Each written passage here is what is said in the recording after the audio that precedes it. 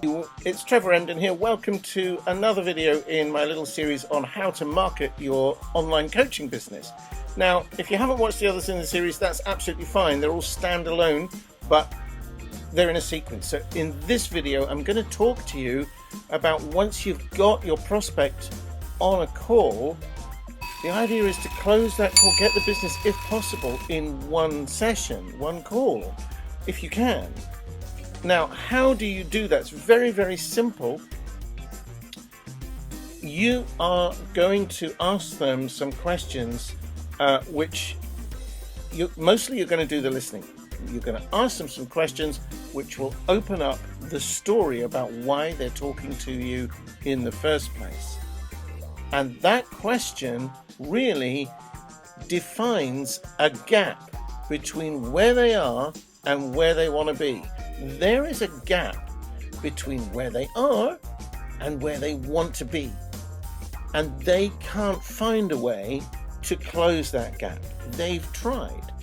At this point, while they're on the call, you'll be saying, well, why do you think you're not there yet? And whatever they say, agree with them. Just agree. Just agree that you understand. Don't say, well, that's right. It definitely is because your mother had blue eyes. I don't mean that. Just go, oh, right. Even if you think, well, that's nonsense. Why would I? Don't say that. I used to do that. Right? Don't argue with them on the call. Once they've paid you the money and they're in your program, whatever it is you offer, and they then say, right, let's look at the situation with my mother having blue eyes. And then you can say, well, we can look at that, but have you thought of looking at, some other way of, something about you, then you can, but you can't do it on the call because you'll just alienate them. I learned that the hard way. It cost me a lot of customers. Okay, so that's what you do. Find the gap and ask them why they believe they haven't closed it. And then you're going to tell them that you can do that. You've got a program that will do that.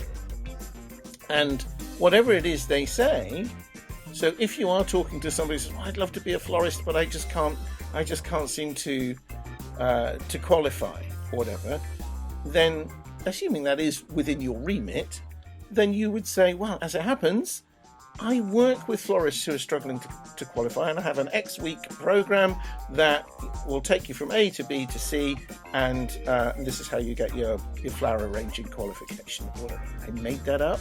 I don't do that. If you are a struggling florist, please don't call me.